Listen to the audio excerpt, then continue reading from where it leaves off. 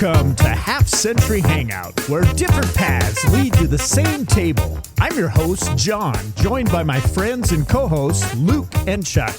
We're three guys who grew up differently but became good friends with a lot to talk about. On this show, we bring our unique perspectives to the table and dive into everything from current events to life's big questions. We might not always see eye to eye, but that's exactly why we're here.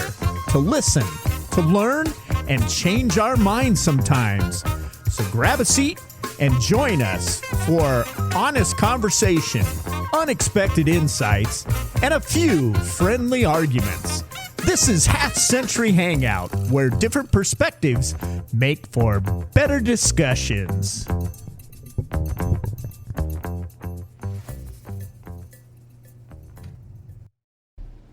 Half Century Hangout. Here we are again, and you know what?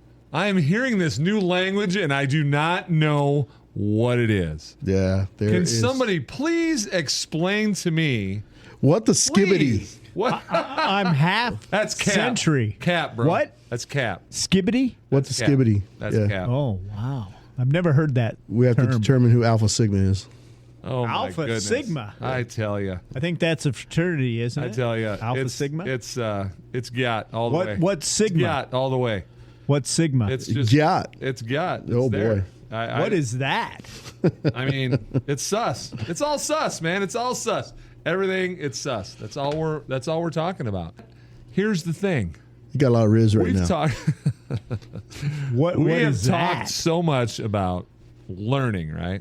So Yeah. we're going to do a little learning today. We're going to figure this out a little bit. We're going to try to decide where we fit into this lingo that I have no idea what it is, because back in the day we said things like wastoid. You know? Gag me with a spoon. Gag me with a spoon. I mean, it's Wastoid? like eat my You said shorts. that? I mean, Well, come yeah. on. Well, those made sense, right? Cool beans. Remember Cool that? beans. Oh, Yeah. yeah. You know? How about this? Nice. Yeah. Nice. Back in Detroit, we did noise. Yep. Noice. Noice. Yep. Noise. And it's It meant the same thing, but you I know. read something the other day that if you watched The Breakfast Club, okay, and you were, like a teenager or 20s, that right now you're older than the principal that was in the show. Oh, my And I'm like, oh goodness. yeah, I'm there. So Well, I we think- all have our little sayings, don't we?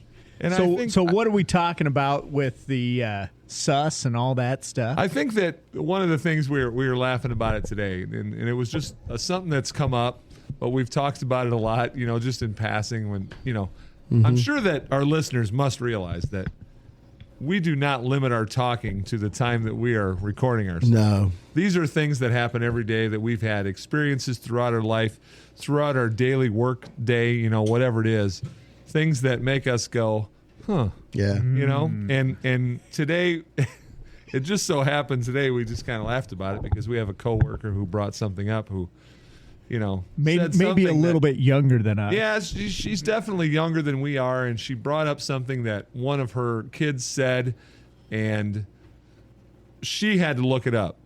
She's kind of in that middle, so she's like a millennial. She's Right. not a Z or an alpha, right? She's a millennial. Yeah. She's Kind of in what there. we're talking about is Gen Z, Gen Alpha Yeah, talk, we're right? talking about that, but she was kind of there, so she had to look it up, and the word that her son, who's how old is he? He's probably I don't know, 11, 10, 5th grade, 4th something grade, like that. something He's like like that. 10, yeah. something like that.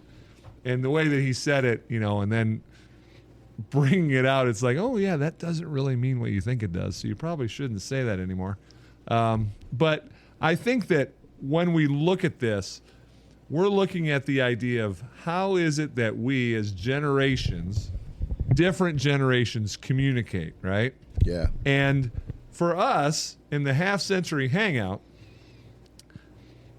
I don't know about you guys, but if we walked into a bar, okay, at our age, Three guys and it's into a bar. Well, yeah, and one ducked, right? Yeah, okay.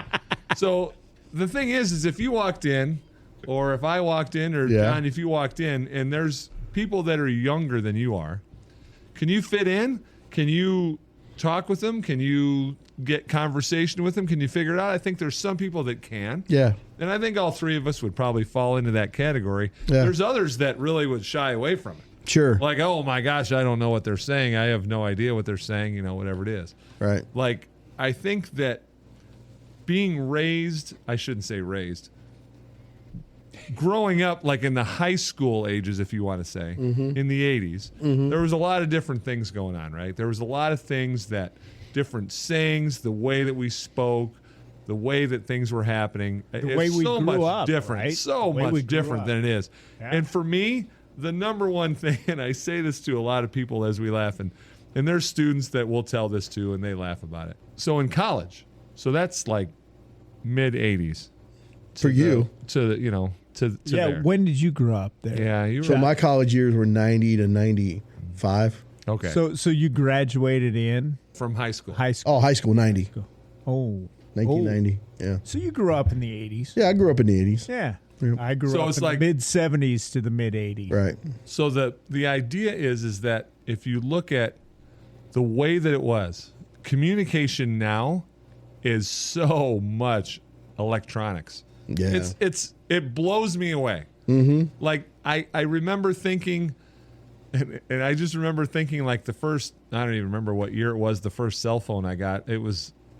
I was can tell you married, I mine. was married and had kids. I mean, I was 97. like, come on now, this is crazy. What are we doing with this thing, right? And then I happened to get a job that they gave me a what was that old phone with the BlackBerry? Oh, yeah, wow. Blackberry. And I thought that was Sure. Yeah. that was it, That was But the- then I was Yeah. like, I don't know. So I got that when I was actually a teacher. I mean, it's crazy, and I think that the way that we communicate, and not just the electronic part, but the verbal part, it's always a morph in progress, right? I mean, obviously, I Right. mean, things from the 50s, the 60s, the 70s. I mean, every decade changes a little bit in how it goes. By the way, did you see Travis Kelce at the Super Bowl? What he was dressed like? Did you see that? Yeah, I mean, I thought he looked sharp. He I did thought he look looked sharp, but guys our age thought he did. Yeah. But then others thought that he should have been selling me a 1977 Buick Regal off of a used car lot. Oh, no, that man. I was thought he there looked kinda- hot. I mean, not that I would, not that way, but I thought he looked good. No, I hear you. Yeah. I hear you. Some people thought maybe he was an adult film director too. Oh, no, I didn't, He- that he didn't might even have enter been my there. mind. I saw a meme about that. I don't know, but I think that we talked about the '80s. We talked about things that were going on then, and as the Half Century Club, There you go. sometimes There we you go. look at the past and we'll be like, oh, back in the day. Yeah. And how many kids look at us now when we say back in the day and they roll their eyes and they're like, oh. So Yeah, they how do don't you even know? know. How do you know you grew up in the 80s? What are some of the things that are Atari. Atari? If you know Oh. Atari, you probably grew up in the 80s. Which one? 2600? No, or- the original. The original. I mean, the I 2600 think for the sure. 2600 was the original, right? No, there was a one before the 2600, I think. Pong? Are you talking about Pong? Yeah. No, I'm talking about the original with Atari. like four. Let me fact check myself here. All right, you guys keep talking. I'm gonna fact think check that- myself. original Atari. I think this is where I thought it was the 2600. in our introduction, we talk about three guys who grew up differently, right? We talk about we grew up in different areas, We did. different. Mm-hmm. We're still kind of But not- Midwestern to a degree. Yeah, a little bit different eras too. We're still a little bit. Chuck Chuck's graduated a little bit, in 90. a little bit after us, a Yep, little. a little bit. John's an 85. You guys are closer. 85 grad. I'm an 86. Yeah, yeah. You're a 90. So we're, similar, but it's a little bit of a jump because at the end of that 80s and when you were the 90s, it's a little bit different. And I know that for me, and this certainly isn't like a status thing, I think that, and you guys can correct me if I'm wrong, growing up in the 80s and when I was in high school, I was in the largest city out of the three of us. You were. It was definitely larger. So I'm a than little bit more of Mine was the- like 700 people. Yeah, I mean, I was in a I was big in a city. very small town. I was in a big city, but a small school because it was a private school in that town. So there's different things as we go, and I think that this always you learn things as you go. Like, wow, that part of the country was doing this, or this part of the country, even though it was the same time. And one of the things that I've laughed at since I've been to this area, which you said like the Omaha metro area, one thing that cracks me up we'll talk about just for a second is fashion. Mm-hmm. They're a year behind. If I'm in Chicago or I'm Maybe in Detroit, two. Maybe and two. you see it, and then you come here and it's like people are like, oh, look at my new digs, man. Look at this, and it's like, I saw that last year. It's hilarious. It's just, and I think that it's just a microcosm of how the country works and how things are and where people are. But nowadays with electronics, it's a little bit different because you see everything. Yeah. You see the world differently than when you did when local news in Omaha back then was just seeing what was happening right here. Correct. The original Atari came out in 1977. 77. Fact check. What was it? It was the original Atari, and then the 26. And what's it called? Atari, and then the 2600 came out. 82, 80. So you know what? 1977. So it's the same thing. There you go. Yeah, 2600 was the original. Yeah, it looks like it. Yeah, that was the original. So Pong was a little bit before that, and Pong. But I remember Pong was the one with the paddles. Do you ever remember that? Yep, and it had had four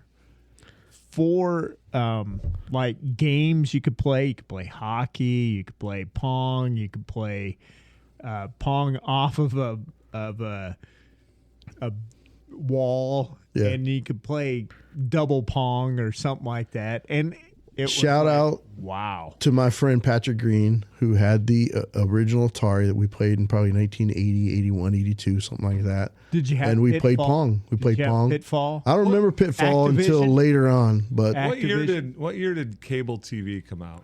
Man, I remember cable TV coming out probably the very first thing I think I watched on cable TV was MTV, and it was Phil Collins. Yeah. You can't hurry, love. You just have to wait. Yeah. Yeah. Well, what yearish was that? Probably 83, 84 maybe. Because 82, I know 83. that. So for me anyway, that's when our house was able to afford it. And, well, that's what I'm saying, and I don't remember the exact year, but what I do remember is that there's a picture in the archive somewhere of my dad getting a color TV for us, and it actually wasn't from my dad. It was from some guys that he was doing some midnight work for as a printer, and they brought us one, and we thought we were pretty cool, right? Yeah. Like we finally had this color TV. But my friend down the street, they were already there, and then they got cable, which I didn't really quite understand. But what I found out in a hurry was they had a remote control. Yeah. Oh, my God. What was that remote control like? The remote control was probably like, what's the biggest phone now? Like big one, whatever. Like a Samsung something? Yeah, like some big old thing. It was probably twice the size of that thing. Yeah. And it was this big clunky. Did it have clickers on it? It had little clickers on it. But I remember that they got two of them, and his parents got it. And I remember like, wow, I don't have to stand up and go over to the TV and turn the channel. And my dad yelling at me to hold the rabbit ears, like hold it this way or put the foil on the end and hold it. But the biggest thing is that they had all these channels.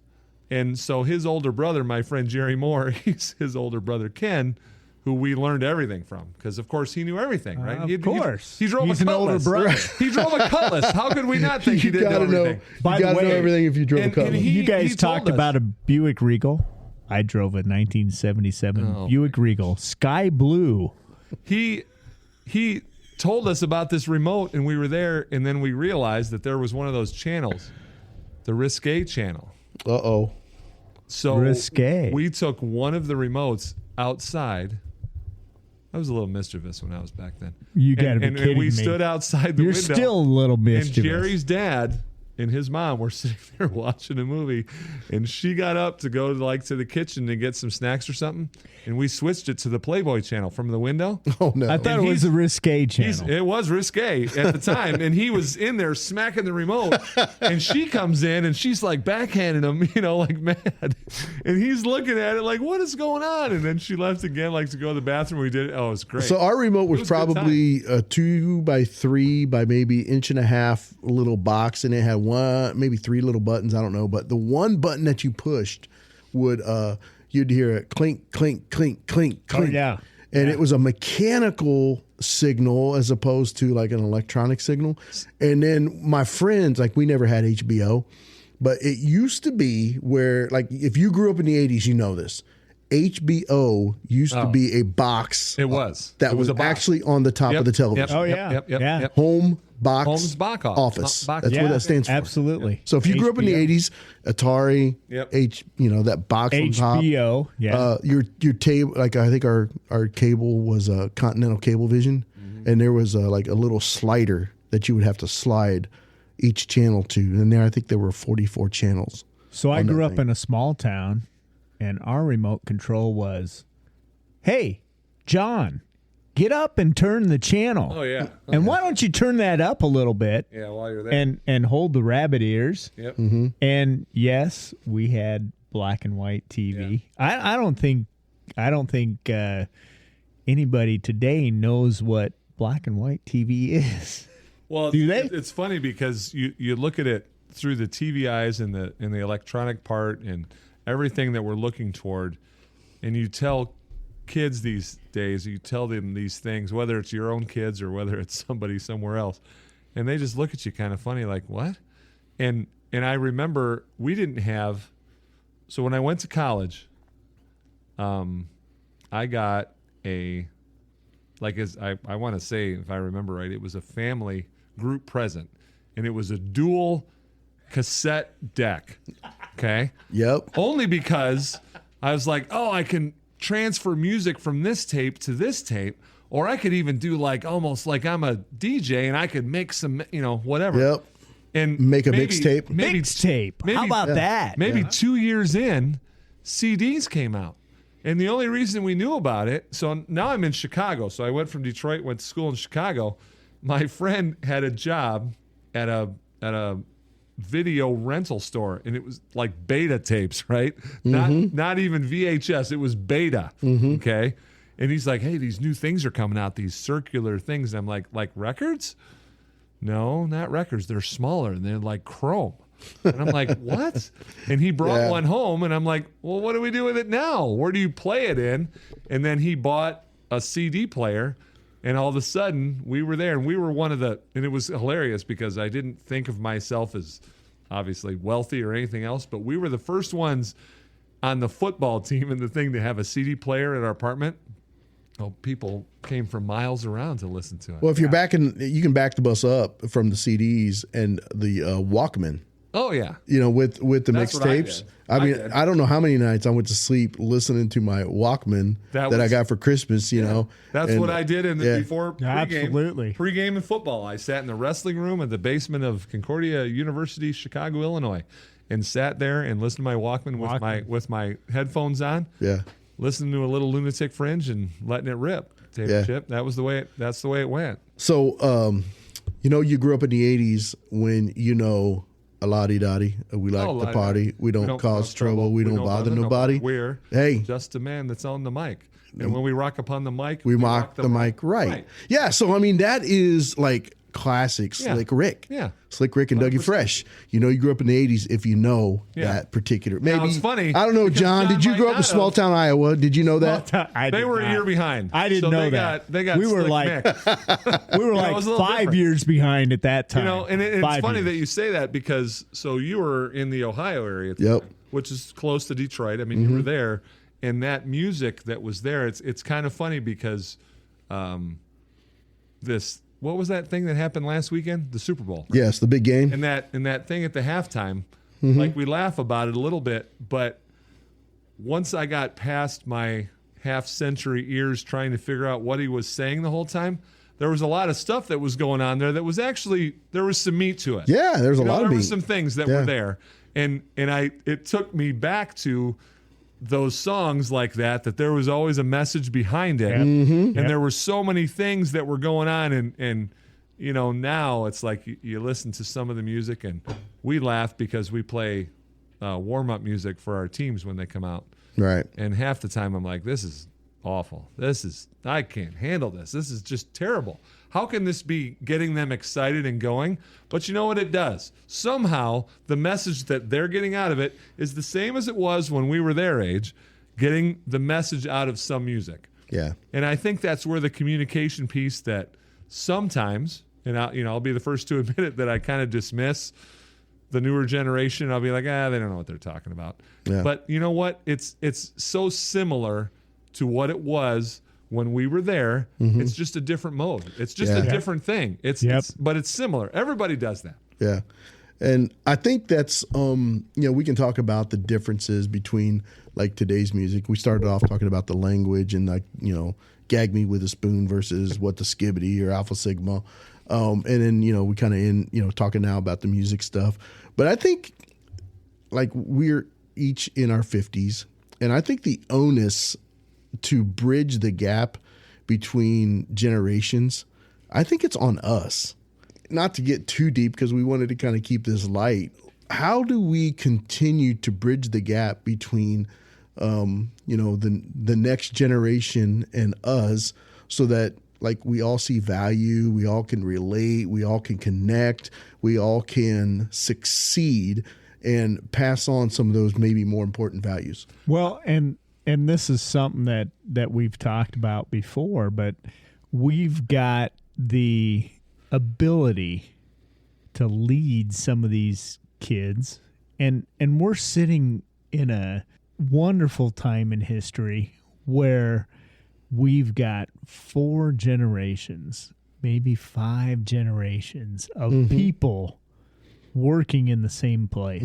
And it's an amazing time. It really is an amazing time, and we've got such an opportunity to help these young kids get to where they need to be. And we've talked about excellence before. We've talked about being, great and helping and mentoring these kids to be great. Right. One of the things that I think about, and I don't know if you've ever watched the show, soccer show. Talking about Ted Lasso? Ted Lasso. Yeah, that's one of my favorites. Right? So I've never watched it. You haven't? Oh, It's a great show. But he talks about not being judgmental. Be curious. And I think Judgmental. I think you hitting that is what I was going to say to your question, Chuck, was that I think this goes to what we've said in our intro,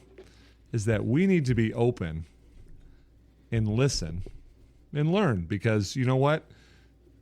The students, the kids, whatever it is, your own kids, your grandkids, your students, whatever it is that you have, people you have work young with, people around you, it is always good to listen to them and not just dismiss them, because you know what? They have a voice. They have a voice whether we like it at the initial or not, and I think it needs to be a two-way street where they can not only respect or listen to what we say, but we really need to engage with them and listen to them and hear what they're saying and how, because we can't, it's one of these discussions that I have a lot, is that there's a difference between sympathy and empathy, right? It's hard for us, I feel like anyway, it's hard for us to empathize all the time with the youth of today, because we didn't grow up in the same world. Right. So I can't walk a mile in their shoes. Right. I mean, I can think about it, and they can't walk a mile in mine either. You know what I mean? But it behooves both of us to listen and say, wow, that's a really cool viewpoint, or that's something, at least, even if I don't agree with them, at least I get perspective then. Yeah. And I can hear where this kid is coming from, or what they're feeling, or what they're passionate about. Because that's what it was when we were. What they're trying to say, right? Yeah. What they are trying to Long-haired freaky people may not apply, right? That goes from back in the 70s. Yeah. It's the same thing. It's the same message, but it's a different thing. You sign everywhere. Everywhere. And you need to understand that. And I think for us, and I know for the three of us, I know that we do this, probably even not as much as we should, but I know that we do. And I think that we would encourage anybody to do it. And I know it's hard, because sometimes you do it and you're like, oh my gosh, this is ridiculous. These people are crazy. Yeah. Or this is ridiculous, or whatever. But you know what? It's a gift in a different wrapper. That's really all that it is. Yeah. And it's just something that we need to be able to look at and to say, hey, you know what? It's kind of the same deal. It's just 30 or 40 years later. And through the viewpoint now, and I laugh at this when I say it, $1,500 rent is what $300 rent was when we were, Back you know in what I the mean? day. Right. It's like it's Right. the same thing, but it's different, but it's still the same basic idea. And all the things that go behind that, I mean, I get it, but to keep, progress and positivity going, it helps us to communicate with those kids, So- to understand. So, Luke, are you saying we've got 2 ears for a reason and 1 mouth? You need to listen a little bit and I got headphones on. So I can't try hear to it. understand what people are saying. I to us. really think the onus, when I say the onus, and that's the weight of the conversation, lies on dudes and ladies and people that are in older. Because what tends to happen, I think, and I've seen it happen multiple times, is people that as we get older, we tend to think, oh man, this is the only way. And we maybe a little bit disenfranchise ourselves from, or separate ourselves, probably a better word, from a younger generation, and we become irrelevant to any conversation that results in change.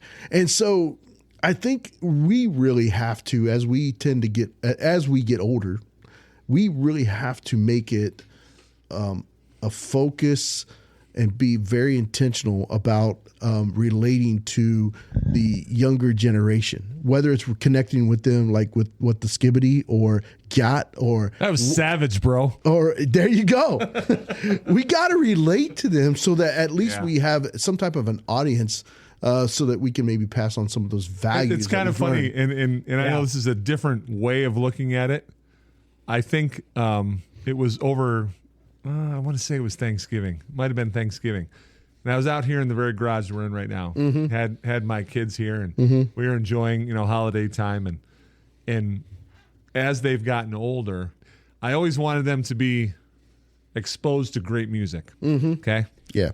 So there was a lot of great classic rock or that was going on, or things that were always there. It was great. Now, did I always expect them that as they grew older, they were going to listen to that? Maybe in the back of my head, I thought it was. hoped but for it, you're right? realistic at some point, and you get it. So I was in my son's car, and of course you jump in, and I wasn't driving, which doesn't happen very often. And he, his music comes on, and it's whatever it is. I'm like, huh, okay. And I can't follow it. I don't know what's going on. But we sat out here, and they were like, so Dad, what about music with this? And we started talking about it. So I've got the TV out here, and we're doing YouTube videos of old stuff, like old Run DMC or old Sugar Hill Gang or whoever it was. Like all these things. Yeah, and that's they're good playing stuff. new stuff. Yep. And I'm like, well, I can kind of dig that guy. Like I like him. I like Yep. that. And they're asking me like, well, why do you like him? Well, it's because he's telling a story or he's doing that. Like you can tell. Sure. And it was really cool because it was like, I'm actually listening to what they're saying, and they're listening to some of the stuff that I grew up with, and they're like, well, I've heard this before 100,000 times. Yeah. And I remember driving to Florida, and we played, I can't remember, but just listening to it, and it was kind of new music at the time. It wasn't classic, but it was kind of in the middle somewhere. And it was just like this bridge between the generations to Right. see it and to hear it. And I remember going back with my dad, and now it's like kind of hilarious because, okay, self laying it out here. All-star. Sundays, thank you. Smash Mouth. That's who it was. Mouth All-Star. There you go. And I listened on Sundays, every Sunday. It's like 10 to 3 o'clock, yacht rock. Love it. And as I go, I'm listening to it. I'm like, you know what? My dad listened to this. Because that was the time when he was like in his 40s, in his, whatever. And he was listening to it because it's just kind of cool, grooving, just kind of get a vibe, do your thing. And I'm like, I get it. Yeah. I'm feeling it. And some of the songs I knew anyway, early 70s to Oh, early it's good 80s, stuff. right? Yeah. Yeah. but you can find a lot of that in the new music today. Yeah. You have to search for Guys in the Half Century Hangout. You have to search for it, but you can find it. And you have to want to connect with it. Yes, I mean, absolutely. if you don't want to connect with it, if you don't like the groove or the style or whatever, then you're never going to connect with it. Yeah. So, But- Chuck, I'm going to ask you a question. Sure. So, you said that we have to make the concession for helping kids and understanding kids. Right.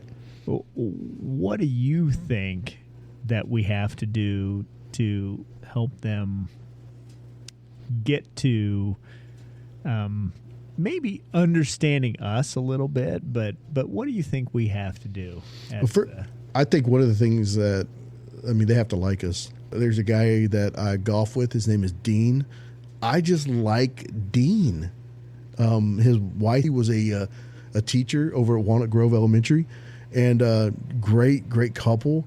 I just like Dean. Dean's 35 years, 25 years, 28 years my senior. I just like hanging out with him, and I want to know more about Dean because I like him.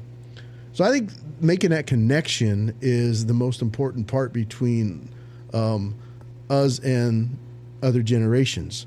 But my point is, I think the onus, the responsibility lies with us to connect if we ever want to pass anything on. If we ever want to pass on values, if we want to pass on, whether it's music, And I think it starts with, I loved your example talking with your kids in this garage. Mm-hmm. That's a moment. Mm-hmm. And what I would like to see happen, and maybe it's unrealistic, is those moments turn into movements. Sure. Where people on a broader scale connect with younger generations, mm-hmm. so that they can pass on things that we value. So you're talking a little bit, both of you, about mentorship, leadership, and values, mm-hmm.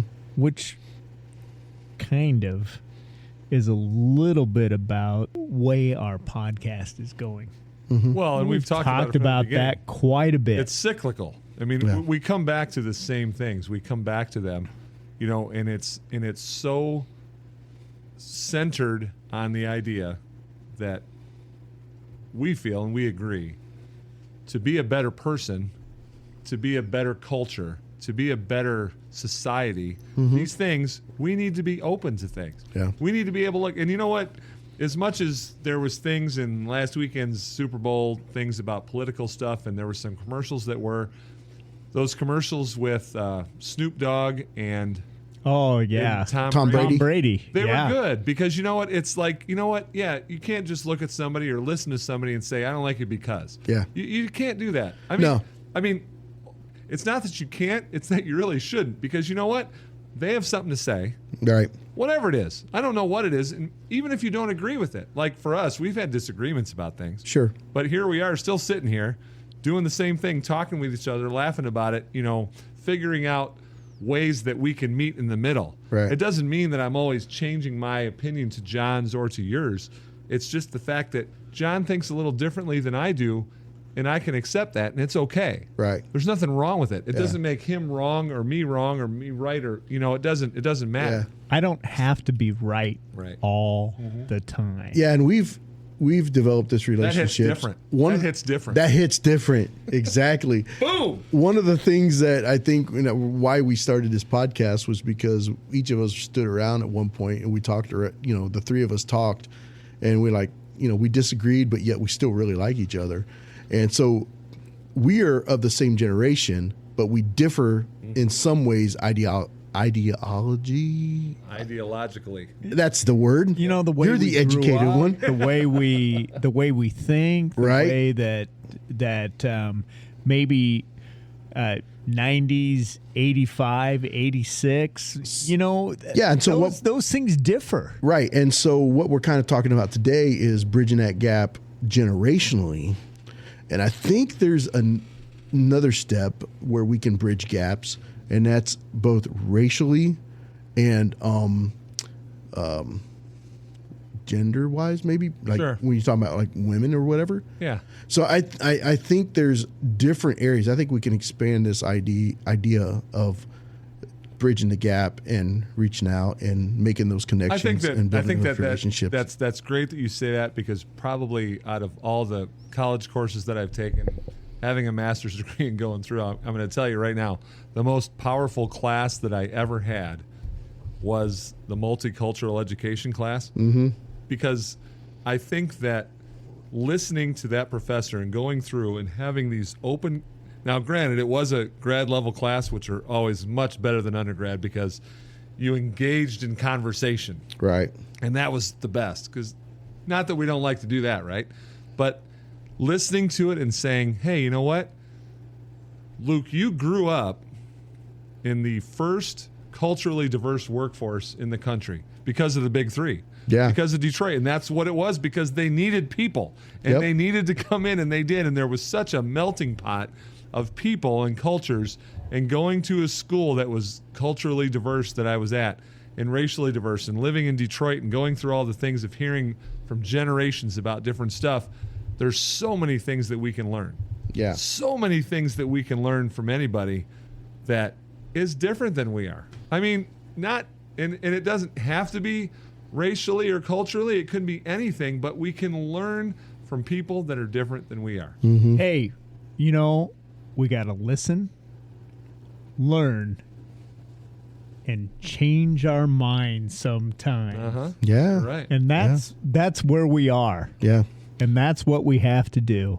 So anything to kind of wrap this up a little bit? Yep. I got a great quote from Martin Luther King. Oh, I love it. I think kind of what we're talking about is like giving each other hope, right? Building those relationships and building hope that there's something can be different tomorrow than what it is today. And so Martin Luther King, in a sermon that he was preaching back after the I Have a Dream sermon, this is his quote. It says, "If you lose hope, somehow you lose the vitality that keeps moving. You lose that courage to be, that quality that helps you go on in spite of it all. And so today, I still have a dream." Very good. That is awesome. I want to thank everybody for hanging out with us here at Half Century Hangout.